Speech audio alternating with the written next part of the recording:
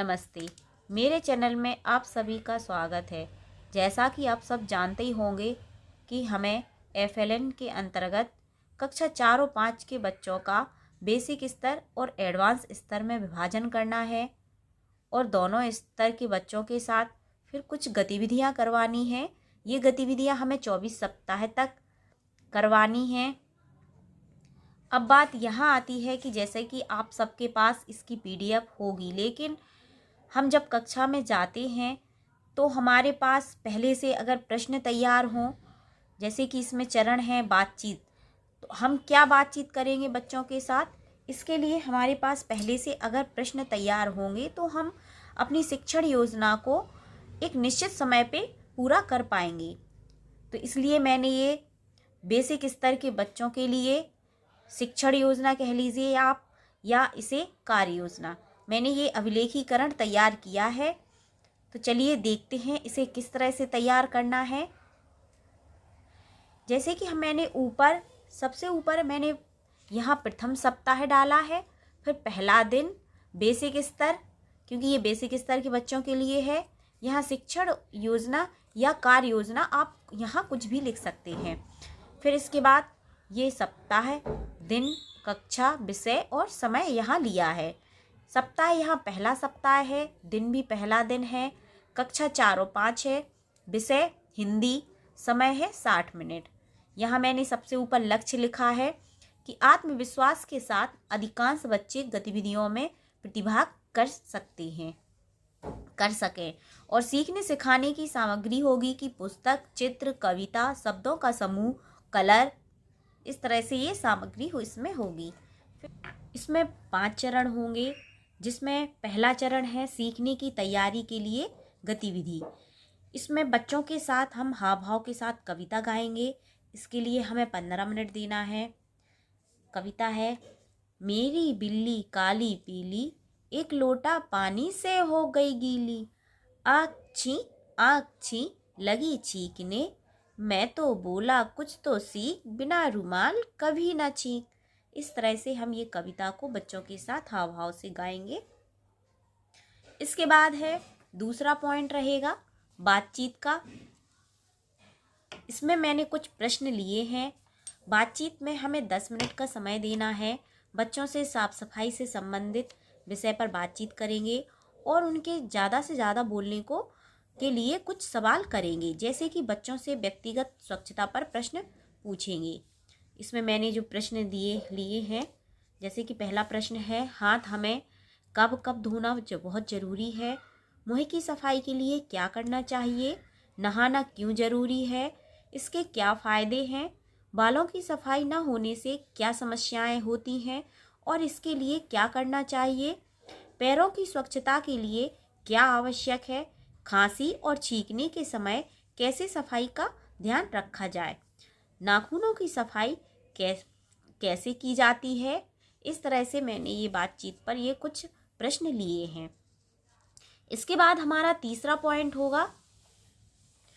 तीसरा पॉइंट है कहानी पढ़ना संबंधित गतिविधि। इसमें हमें जो कहानी लेनी है वो रमन की पतंग पर लेनी है और समय रहेगा इसमें 20 मिनट। तो कहानी कैसी है आप इसे देख लें। रमन के पड़ोस में एक मैदान था, बच्चे वहां खेलते और पतंग उड़ाते। रमन का मन भी पतंग उड़ाने को हुआ। उसने पिताजी से कहा। पिताजी बोले, बेटा अभी तुम बहुत छोटे हो, जब बड़े हो जाओगे तब पतंग उड़ाना। कई दिनों के बाद रमन ने फिर जिद की। वह बोला, एक पतंग दिला दो ना पिताजी। पिताजी ने कहा, दिलाने से अच्छा है कि हम मिलकर पतंग बनाएं। फिर वह बाजार से रंगीन कागज ले आए और रमन पिताजी के सामने पालती मारकर बैठ गया। पिताजी ने उसके लिए सुंदर पतंग बनाई। रमन बहुत खुश हुआ। उसे तो आज पतंग उड़ाने से कहीं अच्छा लगा पिताजी के साथ पतंग बनाना। इस तरह से ये कहानी है। इससे संबंधित मैंने चित्र भी यहाँ बनाया है, आप इसे देख लें। चित्र बनाने से हमारी जो शिक्षण योजना है वो आकर्षित लगती है, इसलिए मैं अपनी जितनी भी शिक्षण योजनाएं हैं उन पर मैं चित्र बनाती हूँ। अगर आप लोगों को भी ये सब अच्छे लगते हो तो आप चित्र बना लें। अगर आप इनको नहीं बनाना चाहते हैं तो आप इन्हें छोड़।